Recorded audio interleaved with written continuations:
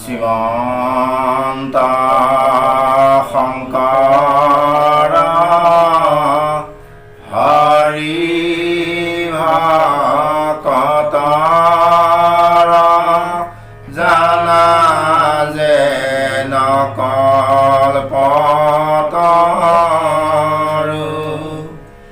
তাহান্ত বিনাই নাই নাই নাই আমাৰ পৰম গুৰু তাহান্ত বিনাই নাই নাই নাই আমাৰ পৰম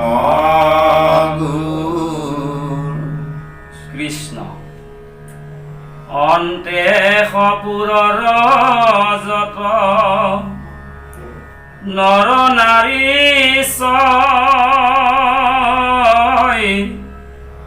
অবিপ্ৰকষে অন্তে কৃষ্ণে দেখিয়া বিস্ময়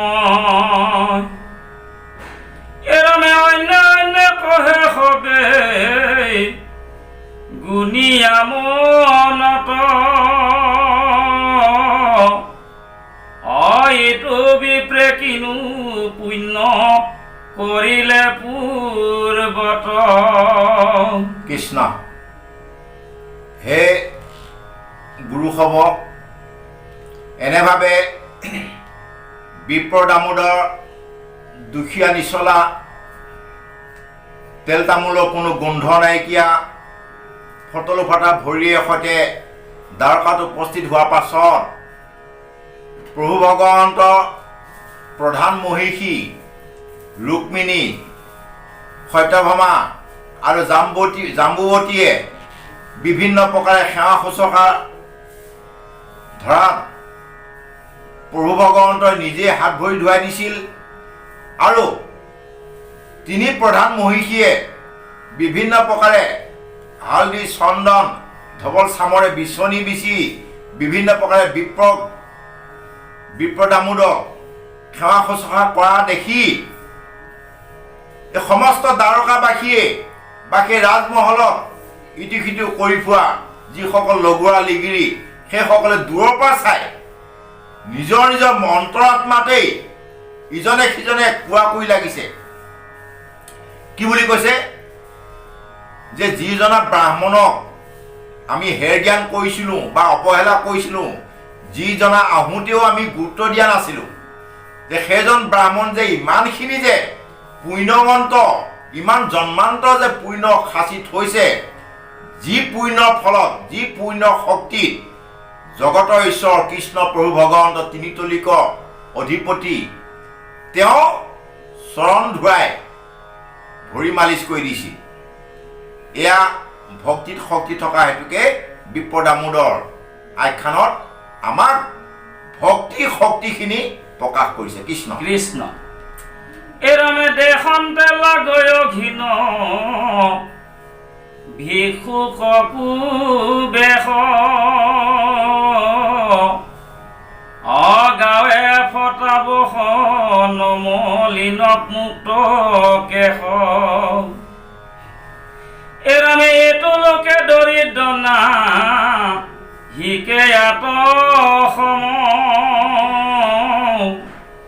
অয়াতি গৰি হিত এইটো বিপ্ৰতে অধম।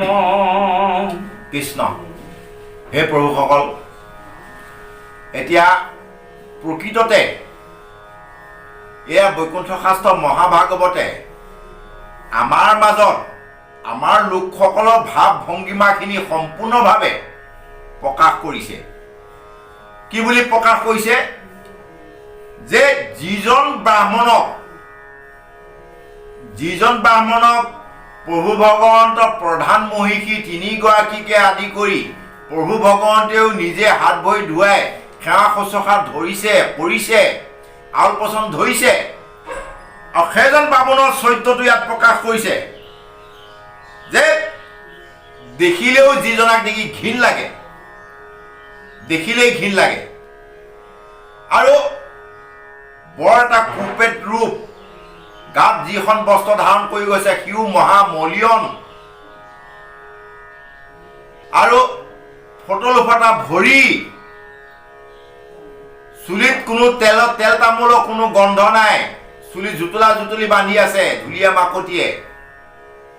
তেনেকুৱা এজন ভকতক সচৰাচৰ আমাৰ গাঁও বস্তিটো বা আমিবিলাকেও কিবা এভাগ যেতিয়া নেকি সেৱা পাতিম, তেতিয়া কি হয়, যিসকলে নেকি চাৰিচকীয়া লৈ আহিছে, লাগিলে তেওঁ ভক্তি তত্ত্ব একোৱেই নাথাকক বা এটা প্ৰাৰ্থনা গুৰু বন্দনাটোও গাব নাজানক, কোনো কথা নাই, যদিহে তেওঁ চাৰিচকীয়া লৈ আহিছে তেওঁ কিন্তু স্থানটো আগত। আৰু যিজনে নেকি বাইক এখন বা স্কুটি এখন লৈ আহিছে তেওঁ তাৰ পিছতেই। লাগিলে মহাতত্ত্বদৰ্শী মহাবেদজ্ঞ ব্ৰাহ্মণৰ দৰে, পণ্ডিতৰ দৰে নামে গুণে পাঠে পুথিয়ে মেধি দিয়ে সমস্ত তত্ত্ব ভক্তি তত্ত্ব জানক, সেইজনে যদি চাইকেল মাৰি আহিছে তেওঁ কিন্তু মাইনৰ সৎকাৰটো পিছতে পাব বা কম হয়। এতিয়া আমাক সেইখিনিকে ইয়াত বৰ্জনাই প্ৰকাশ কৰিছে। ইয়াত কৈছে যে ইটো লোকে দৰিদ্ৰ নাহিকে আতপ সম, আতি গৰিহিত ইটো বিপ্ৰতে অধৰ্ম। এতিয়া সেইজনা বিপ্ৰ দামোদৰ, যিজনা বিপ্ৰ দামোদৰ ভক্তিত শক্তি থকা হেতুকে ভক্তিখিনি প্ৰভু ভগৱন্তও কিবা এটা বিচাৰিহে চৰণ স্পৰ্শ কৰিছে, আৰু সেইজন বিপ্ৰ দামোদৰক আমাৰ ভাৱটো প্ৰকাশ কৰিবলৈ গৈ বৈকুণ্ঠ শাস্ত্ৰ মহাভাগৱতে কি বুলি কৈছে, বিপ্ৰতে অধৰ্ম বুলি কৈছে।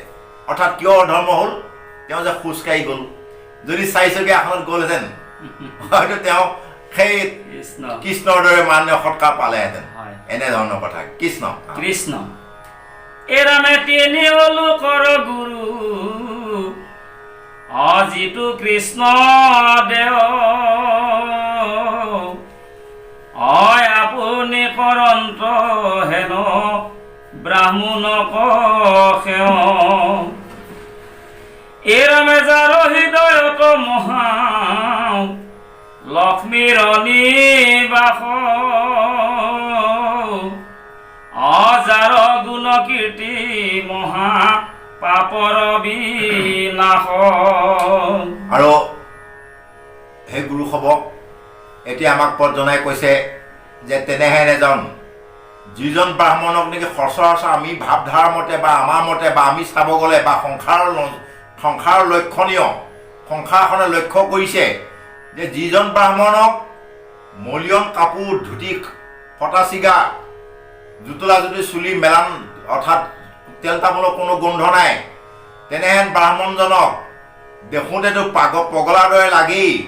আৰু এনেকুৱা এটাও মানে অন্তৰত আহে যে এওঁতকৈ আৰু মহাপাপী দৰিদ্ৰ অধৰ্ম সংসাৰত নাই। কিন্তু সেইজন ব্ৰাহ্মণক প্ৰভু ভগৱন্তই ইয়াত এতিয়া কি বুলি কৈছে, সেইজন ব্ৰাহ্মণক প্ৰভু ভগৱন্তই ভৰি ধুৱাই দিছে বা সেৱা সৎকাৰ ধৰিছে। আৰু সেইখিনিকেই কোনজনে ধৰিছে সেৱা সৎকাৰ, কোনজনে আউল মাৰিছে, কোনজনে আউল পচন্দ ধৰিছে, যিজনা নেকি অন্তৰাত্মাত, যাৰ অন্তৰাত্মাত লক্ষ্মীয়ে নিবাস কৰে, যাৰ অন্তৰত, যাৰ হৃদয়ত লক্ষীয়ে ঠাই পায়, লক্ষীয়ে ঠাই লয়, অৰ্থাৎ ইমানেই সমস্ত জগতকে পালন পোষণ কৰিব পাৰে। আৰু তাৰপিছতে কৈছে কি বুলি, যে যাৰ বাকী চৰণ স্পৰ্শ দৰ্শন কৰাটো পিছৰ কথাই, তেওঁৰ নাম ল'লেও গুঞ্জক গালেও কোটি কোটি পাহাৰ পৰ্বতৰ দৰে দম হৈ থকা পাপো নাশ হয়। সেইজনা প্ৰভু ভগৱন্তই সেই তেনেহেন অধম বুলি ভাবা ব্ৰাহ্মণজনক আউল পচন্দ হৈছে, অৰ্থাৎ হাত ভৰি ধুৱাই দিছে। ইয়াকে কয় ভকত বৈশ্যল যে হৰি, অৰ্থাৎ ভগৱন্তৰ ভক্তিত যে ভকতৰ ভকতিত যে ভগৱন্তই নিজকেও অৰ্পণ কৰে, এয়া সম্পূৰ্ণ হুবহু আমাৰ প্ৰতি, আমাৰ কাৰণে এইটো তুলনামূলক তথ্য দাঙি ধৰিছে। কৃষ্ণ কৃষ্ণ এৰামে খাততে আচন্ত পিয়া, তাংকু অনাদৰি, অভিষুক বিপ্ৰকৈ আলিং গিয়া যাই ধৰি, এৰামে যে নবৰ ভাই কয়ালি গিলায়া গো বাহি অকিনু অদ্ভুত দ্বিজ ভক্ত প্ৰভু হৰি। কৃষ্ণ। হে প্ৰভুসকল, এতিয়া আমাক বৰ দুখদায়ী কথা যে ভক্তিৰ যি তত্ত্ব, বিপ্ৰ দামোদৰ যি শক্তি, তেওঁ ভিক্ষা মাগি বিপ্ৰ ধৰ্ম পালন কৰি ল'ৰা ছোৱালীক পেট প্ৰৱৰ্তন কৰাই বিপ্ৰ ধৰ্ম ৰক্ষা কৰি সেহঁত দ্বাৰকালৈ গ'ল। আৰু দ্বাৰকালৈ যোৱাৰ লগে লগে দ্বাৰকাত প্ৰভু ভগৱন্তৰ যিখিনি সেৱা শুশ্ৰূষা কৃতকৰ্ম কৰা দেখি এতিয়া ইয়াত কি বুলি কৈছে, দূৰতে প্ৰভু ভগৱন্তই সেই তেনেহেন এজন জুতলা জুতুলি চুলি লেতেৰা ফেৰেলা, যাক নেকি অন্য লোকসকলে ভাবিছিল বিপ্ৰৰ ভিতৰত ই কলংক, অৰ্থাৎ ব্ৰাহ্মণ নহয়, ই প্ৰকৃততে গোটেই বিপ্ৰ জাতিটোক বন্দা মানিছে, কৃষ্ণ, যাৰ জৰিয়তে নেকি অধৰ্ম বুলি কৈছে। বিপ্ৰৰ ভিতৰতে অধৰ্ম, অধৰ্ম মানে হ'ল বিপ্ৰ, অৰ্থাৎ ব্ৰাহ্মণ জাতিটোক কলংক আনিছিল, বন্দা মানিছিল। তেনেহেন এজন বিপ্ৰক যিজনাক দূৰতে দেখা পায় প্ৰভু ভগৱন্তই ৰুক্মিণীৰ লগত সোণৰ খাটত সুন্দৰভাৱে আলিংগন কৰি আছিল, অৰ্থাৎ বহি আছিল। থাকোঁতে তেনেহেন জগতৰ ঈশ্বৰী লক্ষীয়া এগৰাকীক ত্যাগ কৰি দৌমাই গৈ সেইজনা ব্ৰাহ্মণক সাবুৰি ধৰিছিল। আৰু সেইজনা ব্ৰাহ্মণক সাবুৰি ধৰা মানে কি, অৰ্থটো কি বুজাইছে, তাৰমানে লক্ষীয়া এগৰাকীৰ লগত যিখিনি মহত্ব আছে, লক্ষীয়া এগৰাকীৰ যিখিনি গুণাগুণ আছে, বা লক্ষীয়া এগৰাকীক সাবুৰি ধৰি যিখিনি আনন্দ প্ৰভু ভগৱন্তই অনুভৱ কৰিছিল, সেই বিপ্ৰ দামোদৰ ফটলো ফটা ভৰি গেলা গেন্ধেলা ব্ৰাহ্মণটোক সাবুৰি ধৰোঁতে তাতোতকৈ আৰু আনন্দ অনুভৱ কৰিছিল। গতিকে ভক্তিৰ যিখিনি তত্ত্ব, ভক্তিৰ যিখিনি শক্তি, ভকত আৰু ভগৱন্তৰ মাজত যে লক্ষীয়া এগৰাকী যে আহিব নোৱাৰে, বা লক্ষীয়া এগৰাকীও গুণাগুণখিনি যে কম হৈ যায়, এইটো আমাক সম্পূৰ্ণ প্ৰভু ভগৱন্তৰ বিপ্ৰ দামোদৰ আখ্যানত ভগৱন্তই নিজেই উদাহৰণ দাঙি ধৰিছে। কৃষ্ণ কৃষ্ণ। এরামে আপনে হয় যতনিয়া বেখাইলা ধরিয়া অবিপ্র কবি সন্ত হইবা মাধবর পিয়া। এরামে আপনি ধয়াইলা হরি বিপর শরণ অকিনু মহাপুণ্য এইটো কৰিলে ব্ৰাহ্মণ। কৃষ্ণ। হে প্ৰভুসকল, এনেভাৱে এতিয়া বিপ্ৰ দামোদৰ আখ্যানতে সম্পূৰ্ণভাৱে প্ৰকাশ পাইছে ভগৱন্তৰ যে ভকতৰ প্ৰতি, অৰ্থাৎ আমি যদি ভকতে ভগৱন্তক পাবৰ কাৰণে বা ভগৱন্তক ভক্তি কৰিবৰ কাৰণে এখোজ যদি আগুৱাওঁ, ভগৱন্ত যে 10 খোজ আগুৱাই আহি আমাক যে কৃপা কৰিবৰ কাৰণে অনবৰতে যে প্ৰস্তুত হৈ আছে, তাৰ এটা সম্পূৰ্ণভাৱে আমাৰবিলাকক, আমাৰ দৰে মহাপাপী, মহাকৌতুকী, মহাকটকী, মহা পাপী, এইসমূহ উদাহৰণ দেখুৱাইছে। কেনেকৈ? এতিয়া বিপ্ৰ দামোদৰে দ্বাৰকা পাইছেগৈ। দ্বাৰকা পোৱাৰ লগে লগে সুন্দৰ নিজৰ ভাৰ্যা জগতৰ ঈশ্বৰী লক্ষীয়া এগৰাকীক ত্যাগ কৰি আহি বিপ্ৰ দামোদৰ আগুৱাই লৈ গৈছে, সাবুৰি ধৰিছে। এনেধৰণে কৰাৰ পাছত আৰু সেই বিপ্ৰ দামোদৰক যেতিয়া নেকি চকীত বহুৱাই, চকীত সুন্দৰ আসনত, ৰাজসিংহাসনত বহুৱাই যেতিয়া নেকি হাত ভৰি ধুৱাই, হাত ভৰি ধোৱাওঁতে বিপ্ৰ দামোদৰ ভৰিত অসংখ্য বিভিন্ন কাঁইটেৰে সৈতে কাঁইটসমূহ ভৰিত পিন্ধি আছিল। আৰু বিপ্ৰ দামোদৰক সেই ভৰি ধুৱাই দিওঁতে কাঁইটসমূহ যেতিয়া নেকি ভগৱন্ত প্ৰভুৱে উলিয়াই দিয়ে, অক্ষয়বা এগৰাকীয়ে পানী ঢালি আছে, আৰু দুগৰাকীয়ে ধুনীয়া সুন্দৰভাৱে ধবল চামৰ, অৰ্থাৎ হাতী দাঁতৰ বিচনীৰ সৈতে, ময়া চৰাই পাখিৰ বিচনীৰ সৈতে বিচি আছে। আৰু এই প্ৰভু ভগৱন্ত জগতৰ ঈশ্বৰ কৃষ্ণ আৰু লক্ষীয়া এগৰাকী সেৱা শুশ্ৰূষাখিনি দেখি লোক জগতে সম্পূৰ্ণভাৱে অনুমান কৰিব পাৰিছিল, বা আমিবিলাকে হ'লেও, বা এই ভাগৱতে আমাক বুজাব বিচাৰিছে যে প্ৰকৃততে ভকতে যদি এখোজ আগবাঢ়ি যায় ভগৱন্তক তুতি মিনতি বা ভগৱন্তক বিচাৰি বা ভগৱন্তক পাবৰ কাৰণে প্ৰভু ভগৱন্তই 10 খোজ আগবাঢ়ি আহে কৃষ্ণ কেনেকৈ এতিয়া আমাক গুৰুজনাই কীৰ্তনত দেখুৱাইছে ভাই মুখে বোলাৰাম হৃদয় ধৰা ৰূপ এতেকে মুকুতি পাইবা কহিলো স্বৰূপ অৰ্থাৎ হৃদয়ত ৰূপ ধৰিব দিছে হৃদয়ত ৰূপ ধৰিলে আমি মুকুতি পাব পাৰোঁ তেনেস্থলত বৈকুণ্ঠ প্ৰভু ভগৱন্তৰ আছে বৈকুণ্ঠ কিন্তু আমি হৃদয়ত বিচাৰিলে আমি পাওঁ কিয় পাওঁ আমাৰ প্ৰতি কৃপা থকাৰ কাৰণে আৰু দ্ৰৌপদী বস্ত্ৰহৰণৰ সময়তো দেখা যায় দ্ৰৌপদী বস্ত্ৰহৰণৰ সময়ত দেখা যায় পহিলা যেতিয়া নেকি দুষাসনে দ্ৰৌপদী চাৰিহতীয়া চাদৰখন টানি আজি কাঢ়ি ল'ব বিচাৰে তেতিয়া দ্ৰৌপদী এখন হাতে চাদৰখন ধৰি আছে আনখন হাতই সেই দ্বাৰকাবাসী কৃষ্ণ মোক ৰক্ষা কৰা তেতিয়া কৃষ্ণ অহা নাছিল লক্ষী আইগৰাকীয়ে কৈছে যে হেৰা তোমাৰ ভকতে তোমাক মাতি আছে তুমি নেযোৱা কিয় বোলে ৰবাহে মোক মাতিব জানা নাই তেওঁ তেতিয়া লক্ষী আইগৰাকীয়ে খং কৰিছিল দিয়ক যে কিয় জানা নাই তেওঁ মানে মহিলা গতিকে মহিলাক আপুনি মানে মৰম নকৰে মহিলাই মতা গতিকে আপুনি নাযায় এতিয়া যদি মতা মানুহ এটা মাতা হ'লে দৌমাই গ'লেহেঁতেন এনেভাৱে লক্ষী আইগৰাকীয়ে খং খাইছে তেতিয়া কৃষ্ণ প্ৰভু ভগৱন্তই বুজাই দিছে হেৰা তুমি খং নাখাবা ৰবা চোৱাচোন মোচনটো চোৱা সেই এখন হাতে দুষাসনৰ চাদৰ এখন হাতে চাদৰখন ধৰি আছে আৰু এখন হাতে কৈছে যে দ্বাৰকাবাসী কৃষ্ণ মোক ৰক্ষা কৰা এতিয়া সেই দ্বাৰকাৰ পৰা যদি মই যাব লগা হয় 6 দিন লাগিব দিয়া যাওঁতে আৰু এই দ্ৰৌপদী চাৰিওটা চাদৰখন দুষাখন একে আজৰি লৈ যাবগৈ মই কেতিয়া ৰক্ষা কৰিমগৈ আৰু 2 নম্বৰতে এতিয়া এখন হাতে তেওঁ ধৰি আছে এখন হাতে দুষাখনে টানি আছে এতিয়া মই যদি এইখিনি সময়ত ৰক্ষা কৰোঁ লোক জগতে ক'ব যে দুষাখন চালে এটা কাপুৰুষ তেওঁ এজনী মাইকী মানুহ হাতৰ পৰা চাদৰখন টানি আনিব নোৱাৰিলোঁ খুৱাই আনিব নোৱাৰিলোঁ সেই এটা কথা আৰু 3 নম্বৰতে কৈছে কি বোলে কি বুলি কয় হেৰি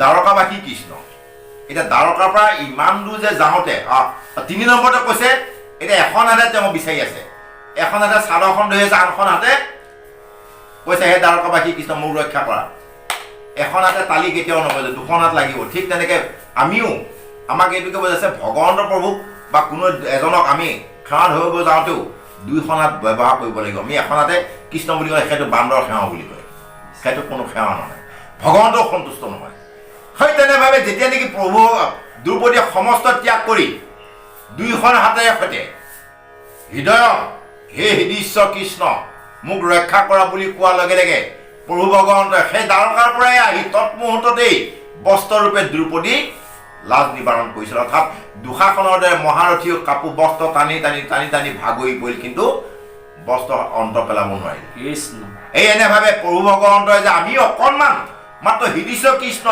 হৃদয়ত ৰূপ ধৰিব লাগে কিন্তু তেওঁ দ্বাৰকাৰ পৰা ঢাপলি মেলি আহি আমাক ৰক্ষা কৰিবৰ কাৰণে প্ৰস্তুত থাকে আৰু সিপিনেও আমি পাওঁ গা গজেন্দ্ৰ উপাখ্যানত কীৰ্তনত দেখিছে খুন্দে মেৰে পদমগুট ওপৰক তুলি গজেন্দ্ৰই শৰণ লয় তাহি হৰি বুলি সেই সৰুবৰত গজেন্দ্ৰই শৰণ লোৱাৰ লগে লগে বৈকুণ্ঠৰ পৰা প্ৰভু ভগৱন্তই গৰুৰ বাহনত আহোঁতে ভগৱন্তই অনুভৱ কৰিছিল যে গৰু মানে স্পীড গৌণ্ড পক্ষীৰ স্পীডটো আজি কিয় ইমান কম হ'ল তাৰমানে আৰু স্পীডত আহিব লাগে অৰ্থাৎ ভকতক বিপদৰ পৰা বাচাব লাগে এতিয়া এই বিপদ আমোদৰ এখনতো আমি এইটো পাইছোঁ উদাহৰণটো যে ভকতে যদি ভগৱন্তক বিচাৰি এখোজ আগবাঢ়ে ভগৱন্তই 1000 খোজ আগবাঢ়ি আহে আমাক সহায় কৰিবৰ কাৰণে অনবৰতে প্ৰস্তুত আছে এইটোকে বুজাইছে কৃষ্ণ কৃষ্ণ এৰামে হে নয় অন্য হবে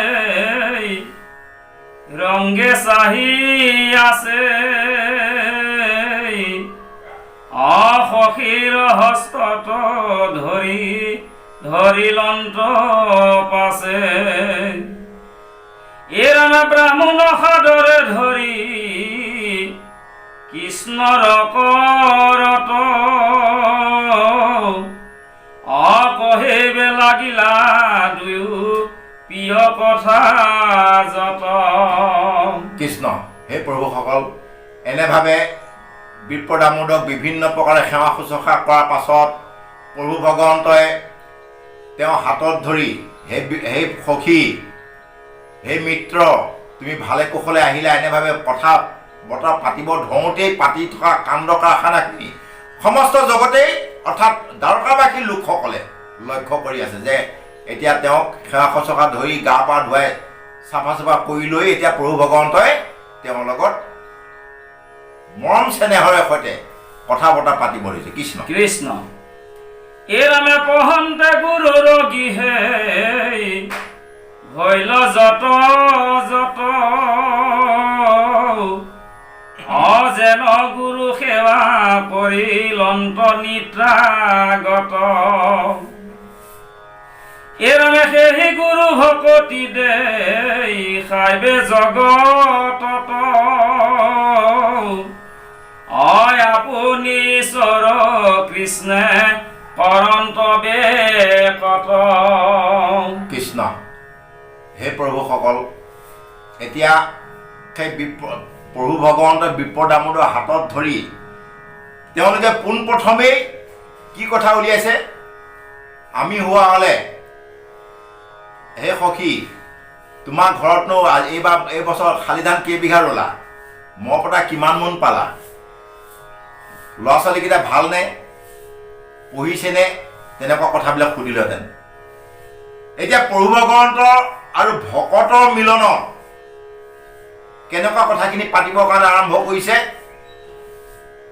যে তেওঁলোকে শিক্ষাগত অৱস্থা অৰ্থাৎ বাল্যকালত শান্তিপনী গুৰুগৃহত যেতিয়া শিক্ষা গ্ৰহণ কৰি আছিল আৰু সেই শিক্ষা গ্ৰহণ কৰি থকা সময়ত শান্তিপনী গুৰুৱে গুৰু সেৱা বিষয়খিনি যেনেভাৱে কৃষ্ণ আৰু বিপ্ৰ দামোদক বা অন্য শিষ্যসকলক যেনেভাৱে শিক্ষা দিছিল গুৰু সেৱা বিষয়ে, আৰু এই গুৰু সেৱা বিষয়খিনি প্ৰভু ভগৱন্ত কৃষ্ণই বিপ্ৰ দামোদৰ জৰিয়তে গুৰু সেৱা তত্ত্বখিনি লোক জগতক প্ৰকাশ কৰিব বিচাৰিছে আৰু সেই মাধ্যমে সেই কথাখিনিকেই আৰম্ভ কৰিছে। কোনখিনি কথা, যিখিনি কথা নেকি গুৰুগৃহত থাকোঁতে শান্তিপনী গুৰুগৃহত থাকোঁতে কৃষ্ণপ্ৰভু ভগৱন্ত বলুভদ্ৰ আৰু বিপ্ৰ দামোদৰ তেওঁলোকে এটা ৰুমতেই ক্লাছ ফেন এটা হোষ্টেলত এটা ৰুমতেই বাস কৰিছিল আৰু মানে একেটা ক্লাছতে পঢ়িছিল। সেয়েহে তেতিয়াৰ পৰাই মিত্ৰ, আৰু সেই তেতিয়ানো এওঁলোকে কেনেভাৱে গুৰু সেৱা বা গুৰু ঘৰ গৃহত কৃতকৰ্মখিনি কৰিছিল সেই বিষয়ে এতিয়া আলাপ আলোচনা কৰিবৰ কাৰণে আৰম্ভ কৰিছে। কৃষ্ণ কৃষ্ণ এৰামে বদতি মাধৱ ব্ৰাহ্মণ নৰ কৰে ধৰি অসুখে কি আখিলা সখী আমাৰ নগৰী এৰামে ব্ৰহ্মচাৰী হৈয়া বেদ পহিলা গুৰুত অদিলা দক্ষিণা শাস্ত্ৰ জানিলা বহুত। কৃষ্ণ আৰু এনেভাৱে প্ৰভু ভগৱন্তই ক'বৰ কাৰণে আৰম্ভ কৰিছে যে হেৰা মিত্ৰ, যিহেতু যিদিনাই আমি গুৰুগৃহৰ পৰা শিক্ষা সমাপ্ত কৰি বিদায় ল'লোঁ তাৰ পৰাতো কথা বতৰা পাতিবলৈ সময় পোৱা নাই বা সেই সময়ত কোনো মোবাইলৰ যোগাযোগ নাছিল আৰু সিপিনেও বিপ্ৰ দামোদৰ হ'ল মহা দৰিদ্ৰ, তেনেকুৱা প্ৰসাধনো তেওঁ নাছিল। গতিকে এতিয়া কৃষ্ণপ্ৰভু ভগৱন্তই সুধিছে যে হেৰা সখী, তুমি গুৰুগৃহত যিখিনি নেকি পঢ়িলা আৰু গুৰুগৃহত পঢ়ি শিক্ষা সমাপ্ত কৰি গুৰুক যিখিনি গুৰু দক্ষিণা দিব লাগে দিয়া হৈছে, আৰু তুমি চাগে বহুতখিনি ব্ৰহ্মচাৰ্য ব্ৰত পালন কৰি যিহেতু শিক্ষা গ্ৰহণ কৰিছিলা, নিশ্চয় বহুতখিনি তুমি শিক্ষা আৰ্জন কৰিলা, আৰু সেই শিক্ষাৰ সৈতে তুমি চাগে নিশ্চয় ফলৱতী পাইছা। আৰু এইখিনি কথা এই গতিকে প্ৰভু ভগৱন্তই পাতনি মেলিছে। ভগৱন্ত প্ৰভুৱে সমস্ত কাণ্ড কাৰখানাখিনি চাই আছে, অৰ্থাৎ দেখি আছে বা জানি আছে। এদিনাখনৰ কথা, সেইদিনাখন বিপ্ৰ দামোদৰে প্ৰায় 4 দিনমান ধৰি ভিক্ষা পোৱা নাছিল, কাৰণ তেওঁ এটা ধৰ্ম আছিল। বিপ্ৰ দামোদৰ এটা লক্ষণ আছিল, ধৰ্ম আছিল, তেওঁ মাত্ৰ 5 ঘৰ গৃহস্থিতহে ভিক্ষা খুজিব, আৰু সেই 5 ঘৰ গৃহস্থিত ভিক্ষা খোজাৰ পাছত 5 ঘৰ গৃহস্থিত তেওঁ যদি ভিক্ষা নাপায় তেতিয়াহ'লে সেইমতেই ঘৰলৈ গুচি আহিব। আৰু সেই 5 ঘৰ গৃহস্থিত খুজি ভিক্ষা পালেও তাই আকৌ সমানে দুভাগ কৰি এভাগ পশুৰ কাৰণে মানে পশুক ৰাখিব, আৰু এভাগ যি আধা থাকে তাই এভাগক কৰিব কি আলহী দুলহীৰ কাৰণে ৰাখিব। তাৰপিছত বাকীখিনিয়ে তেওঁ গ্ৰহণ কৰে। এইটো হ'ল বিপ্ৰ বা গৃহস্থী ধৰ্ম। এই এনেভাৱে কৈ থাকোঁতে সেইদিনাখন তেওঁ 4-5 দিন হ'ল ভিক্ষা পোৱা নাই। নোপোৱা দুখত ল'ৰা ছোৱালীকেইটাই কান্দি কুটি টোপনি গ'লেই। আৰু বিপ্ৰ দামোদৰ আৰু আইগৰাকীও বৰ দুখত কেকাই গেঠাই ভোকে লঘনে কেকাই গেঠাই কৃষ্ণ কৃষ্ণ কৰি বিচনাতে বহি আছে। আৰু তেনে সময়তে ৰাতি প্ৰভু ভগৱন্তই উঠি বাঁহীটি মুৰলী অৰ্থাৎ খুব দুখৰ সুৰৰ সৈতে মুৰলী বজাই আছিল। আৰু সেই তেনেভাৱে যেতিয়া নেকি ৰাতি মুৰলী বজাই আছিল, লক্ষী আইগৰাকীয়ে উঠি আহি দেখা পায় যে আজি ভগৱন্তই বৰ দুখেৰে সৈতে মুৰলী বজাই আছে। তেতিয়া লক্ষী আইগৰাকীয়ে অনুমান কৰি সুধিছিল যে হেৰা প্ৰভু, তুমিতো কোনোদিনাখন এইটো সুৰ নবজোৱা, আজি যে বজাইছা নিশ্চয় তোমাৰ ভকত চাগে ক'ৰবাত দুখী হৈছে। হয়, তেতিয়া কৃষ্ণ প্ৰভু ভগৱন্তই তেতিয়া সেই লক্ষী আইগৰাকীক পাতনি মেলিছিল যে আছিল মোৰ এজন ভকত আছে। হয়জন চোৱা বুলি যেতিয়া নেকি দেখুৱাই দিয়ে, হয় তেতিয়া বিপ্ৰ দামোদৰে ভোকে লঘনে থাকি যিটো যন্ত্ৰণাত আছিল, তৎসত্বেও তেওঁ কোনো দিনাখনে বিপ্ৰ ধৰ্ম অৰ্থাৎ ব্ৰাহ্মণৰ ধৰ্মৰ পৰা বিচলিত হোৱা নাছিল। এই এনেধৰণৰ কথাখিনি থকা হেতুকে প্ৰভু ভগৱন্তই বিপ্ৰ দামোদক সমস্ত গোটেই সময়তেই প্ৰতি ক্ষণে ক্ষণে বিপ্ৰ দামোদক লক্ষ্য কৰি আছে, খালি মাত্ৰ বাট চাই আছে। আৰু লক্ষী আইগৰাকীয়ে প্ৰশ্ন হৈছিল যে তোমাৰ ভকতজন ইমান যদি দুখী হৈ আছে, খাব পৰা নাই, তুমি সহায় নকৰা কিয়? তেতিয়া প্ৰভু ভগৱন্তই প্ৰকাশ কৰিছিল যে নহয়, সহায় তেওঁ নিবিচাৰে যেতিয়া মই কৈ দিম কেনেকৈ, বোলে তেওঁনো কিয় নিবিচাৰে বুলি সোধাত লক্ষী আইগৰাকীয়ে কৈছিল যে এই বিপ্ৰ দামোদৰ এইজন অলপ বস্তু নহয়, তেওঁ যে যিখিনি কষ্ট, সেই কষ্টখিনি ভুগিলেহে যে পিছলৈ যে সুখ আহিব সেইটো কথা তেওঁ ভালকৈ জানে। গতিকে কাৰো পৰা তেওঁ মানে সুখ সম্পদ নিবিচাৰে, যি মিলাই সেইটোতে সন্তুষ্ট হয়। আৰু ইয়াৰ দ্বাৰাই লক্ষী আৰু প্ৰভু ভগৱন্তৰ কথোপকথনত আমাক শিক্ষা দিছে, আমিও তেনেভাৱে যি পাওঁ তাতে সন্তোষ থকা এটা আমিও অভ্যাস কৰিব লাগে। আৰু সেই য'তে যিমানে যি পাইছোঁ তাতে সন্তোষ থাকিলেহে প্ৰকৃত সেইটোকে কয় পৰমাৰ্থিক সুখ। অন্যথা আৰু পৰমাৰ্থিক সুখ, আধ্যাত্মিক সুখ ক'তো নাপায়। খালি মাত্ৰ নিজকে নিজে অন্তৰাত্মাতে শান্তি পোৱাতে সুখ পোৱাটোৱেই হ'ল আধ্যাত্মিক সুখ বুলি কোৱা হয়। কৃষ্ণ কৃষ্ণ এৰামে আৱে কোনো ধৰ্ম কতো মাৰ মনে লয়, অয় আপুনি ধৰ্ম গ তুমি মহাশুভ নয়। এৰামে গৃহস্থ ধৰ্ম ক কিবা তোমাৰ উৎসাহ,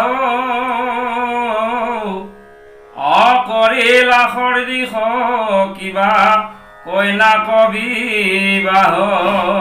কৃষ্ণ হে প্ৰভুসকল, এনেভাৱে প্ৰভু ভগৱন্তই জানে যদিও এতিয়া বিপ্ৰ দামোদৰ লগত কথা পতা পাতোতে বা খবৰ খাতিখিনি শুনোতে কি বুলি কৈছে যে হেৰা মিত্ৰ, এতিয়া তুমি কি ধৰ্ম পালন কৰি আছা বা কি ধৰ্মনো ভাল পোৱা? নিশ্চয় তোমাক দেখিছোঁ যে তুমি গৃহস্থী ধৰ্ম ভাল পোৱা বা গৃহস্থী ধৰ্ম পালন কৰি আছা চাগে। যে তোমাৰ সদৃশী কইনাক বা মহিলাক বিয়া পাতিছা চাগে নিশ্চয়, বা পাতিলানে বাৰু? আৰু পাতিলা যদিও নিশ্চয় তুমি গৃহস্থী ধৰ্ম পালন কৰিছা। গৃহস্থী ধৰ্মনো কেনেভাৱে পালন কৰিছা তুমি মোক কোৱা। এনেভাৱে প্ৰভু ভগৱন্তই বিপ্ৰ দামোদৰ পৰা জানিব বিচাৰিছে। কৃষ্ণ কৃষ্ণ এৰামে গৃহস্থৰ চিহ্ন কিছু অনেদেশতো মাত, অনাহি কিছু দুখ সখী কহি উয়া মাত। এৰামে বিবাহ কৰিবে পতি মোৰ অনুমতি, কিন্তু নিৰন্তৰে মুত কৰি ভাৱকতি। কৃষ্ণ হে প্ৰভুসকল, এতিয়া এটা বৰ গুৰুত্বপূৰ্ণ কথা আমাৰ মাজলৈ আহি পৰিছে। ইয়াত কৈছে যে হেৰা সখী, তোমাকতো প্ৰকৃততে গৃহস্থী ধৰ্ম পালন কৰাৰ দৰে নালাগে। কিয়নো তুমি যে বিয়া পাতিছা বা কিবা যে মায়ে মুহত আছা তাৰ কিন্তু অকণো তোমাৰ গাত চিহ্ন নাই। এইপিনে অকণমান আগত কি বুলি কৈ গৈছে, পদে কৈ গৈছে যিজন ব্ৰাহ্মণ নেকি ফটলো ফাটা ভৰি গেন্ধেলা ফেডেলা মানে মলিয়ন কাপোৰ বস্ত্ৰ ধাৰণ কৰি গৈছে আৰু চুলিটো কোনো দিনাখনে তেল তামোল লৈ পোৱা নাই, দেখিলে দূৰৰ পৰা ঘিণ লাগে, যে বিপ্ৰ জাতি অৰ্থাৎ ব্ৰাহ্মণৰ নামত কলংক বুলি অনুমান হয়। আৰু সেইজন ব্ৰাহ্মণক প্ৰভু ভগৱন্তই সাপুতি ধৰি হাতত ধৰি কথা বতৰা পাতি থাকোঁতে কি বুলি কৈছে যে তোমাৰ গাত অকণো গৃহস্থী ধৰ্ম গৃহস্থী চিন নাই, অৰ্থাৎ তোমাৰ গাত তুমি অকণো দোষী নহয়, আনন্দত আছে। তাৰমানে কিমান সাজ চাগে খাবলৈ পোৱা নাই তাৰ কোনো ঠিকনা নাই, কিন্তু তবুও বিপ্ৰ দামোদৰ অন্তৰ আত্মাত কিন্তু দুখ নাই, অকণো বেজাৰ নাই, অসন্তোষ নাই, সদায় আনন্দময়। এতিয়া ইয়াতে প্ৰকাশ পাইছে সেইটোকে কি বুলি কৈছে, গৃহস্থৰ চিহ্ন কিছু নেদেখো তোমাৰ, নাহি কিছু দুখ সখী কহিও আমাক। তোমাৰ গাততো গৃহস্থ চিহ্ন নাই এটা অকণো। এতিয়া আমিবিলাকে ইয়াত এতিয়া বহি আছোঁ, সন্ধিয়া পঢ়োৱাৰ লগে লগে গৰুকেইটা বাহিৰত আছে, পথাৰত আছে, ল'ৰা ছোৱালীকেইটা বা ঘৰলৈ আহিল নে নাই, নানা ধৰণৰ চিন্তা আগুৰি ধৰিব আমাক। কিন্তু বিপদ আমোদে এতিয়া কিমান দিন হ'লে দ্বাৰকালৈ যাওঁতে খোজকাঢ়ি যাওঁতে গৈ পাইছেগৈ, যে ঘৰত ল'ৰা ছোৱালীয়ে খাবলৈ পাইছেনে নাই বা তেওঁনো কিয় কৈছে একোৱেই মানে উদ্দেশ্য নাই, তাৰমানে একোৱে চিন নাই। গৃহস্থী ধৰ্মত যে আছে সেইটো তেওঁ দেখুৱাব ভগৱন্তৰ প্ৰভু ধৰিব পৰা নাই। এয়া হ'ল প্ৰকৃত ভকতৰ লক্ষণ, নিৰাময় ভকত যাক নেকি কয়, ভকত তাত কোনো আকাৰ ঋষিকা ভেজাল নাই, তাৰমানে অৰ্থাৎ গৃহস্থী ধৰ্মও ভেজাল নাই, সেইটোকে আমাক বুজাব গৈছে। আৰু ইয়াত কৈছে যে বিবাহ কৰিবৰ কাৰণে মোৰ ফালৰ কিন্তু অনুমতি আছে, প্ৰতি সকলোকে বিবাহ কৰিব পাৰে, কিন্তু বিবাহ কৰিলেও বিবাহ পাশত আবদ্ধ হ'লেও সতী সন্ততি জন্ম দিলেও গৃহস্থী ধৰ্ম পালন কৰিলেও মোক কিন্তু ভকতি কৰিব লাগিব। মোক ভকতি অবিহনে এই সংসাৰত কোনো পধ্যেই কোনেও মানে ৰক্ষা নাপায় বা কোনেও তৰিব নোৱাৰে, এইটো মোৰ সন্মত বুলি প্ৰভু ভগৱন্ত বিপদামোদক নিজ মুখেৰে বাক্য কৈছে। সেই প্ৰভুসকল, এতিয়া সময় সমাগত হোৱা হেতুকে আমি আপোনাৰ সবৰ মাজৰ পৰা বিদায় ল'ব বিচাৰোঁ। আৰু বিদায় লোৱাৰ আগতেই আমি কৈ যোৱা বাক্য বচন বা বাপজনে পঢ়ি যোৱা পাঠৰ মাধ্যমত ভুল ত্ৰুটি সবতো প্ৰকাৰে মাৰ্জনা হেতুকে আমি সবাৰ চৰণত কৰজোৰে সেৱা ধৰিছোঁ। আৰু তাৰ লগে লগে এই আসনৰ পৰাই সদৌতি মানৱ জাতি, বিশেষকৈ সমগ্ৰ জীৱ জগতৰ কল্যাণৰ হেতুকে প্ৰভু ভগৱন্তৰ চৰণত বিপদ আমোদৰ মাধ্যমেৰে সেইজনা প্ৰভু ভগৱন্তক আমি কৰজোৰে সেৱা ধৰিব বিচাৰোঁ, সদৌতি কুশল মংগলৰ হেতুকে যেন আমাক কৃপা কৰে। কৃষ্ণ।